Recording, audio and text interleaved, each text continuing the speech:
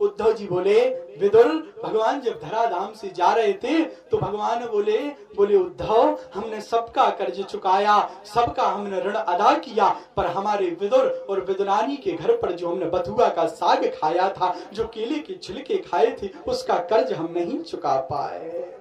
जैसे इतना कहा रोने लगे विदुर। अरे धन्य है वो ठाकुर, धन्य है वो मुरारी, धन्य है वो मोहन, जिसके यहाँ दर्शन करने के लिए लाखों करोड़ों लोग लगे रहते हैं। आज वो हमारे उस साग के कर्ज की बात करता है।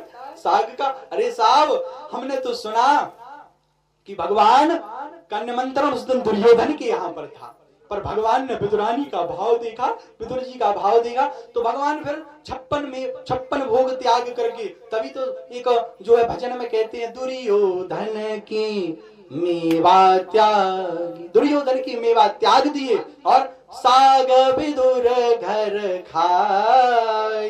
किसके घर खाए साग? विदुर जी के घर पर साग को खाया।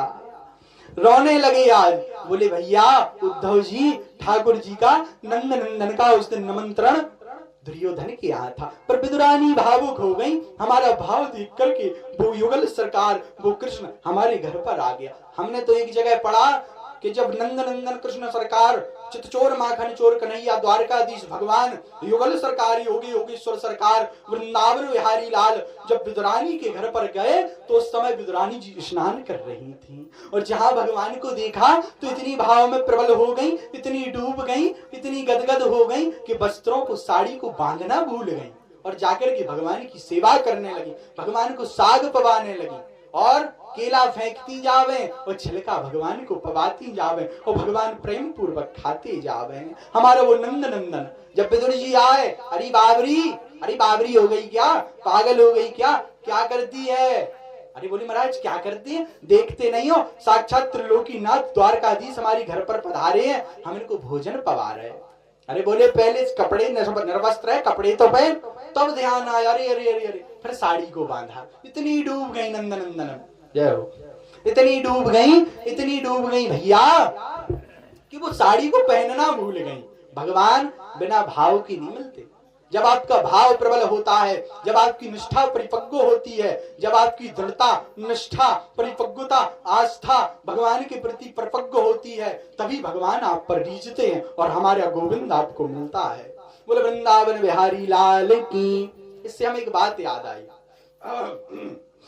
एक बार रुक्मणी जी ने बढ़िया प्रसाद बनाया भगवान के लिए, खीर बनाई, हलवा बनाया, बढ़िया पूड़ी बनाई, रसमलाई बनाई, बढ़िया तस्मई खीर बनाई और बना करके ठाकुर जी को पवाया।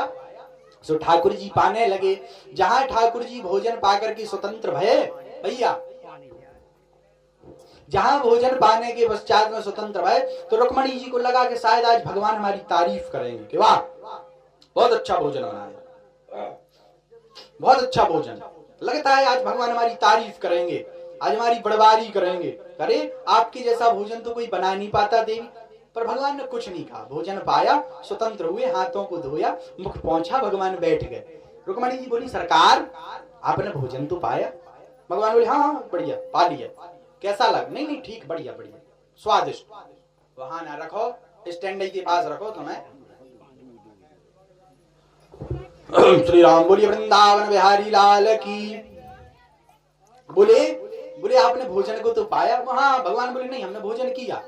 बोले अच्छा लगा ना? नहीं नहीं बहुत अच्छा लगा। अरे बोले महाराज दिल से बताओ कैसा लगा भोजन? भगवान बोले देवी सत्य बोले क्या झूठ? नहीं नहीं महाराज सत्य बोलो। बोले अगर सत्य बोले तो हमारा 2 बार ही पेट भरा है अच्छे से।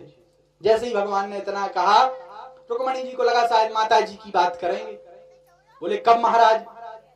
भगवान बोले त्रेता युग में सबरी के झूठे बेर खाकर और द्वापर में विदुरानी के घर पर बथुआ का साग खाकर 2 बार ही हमारा पेट भरा है। सोई भावुक हो गई रुक्मणी जी। धन्य है विदुरानी, धन्य है वो सबरी जिसकी बात आज भी हमारे गोविंद करते हैं। बोलिए वृंदावन बिहारी लाल की।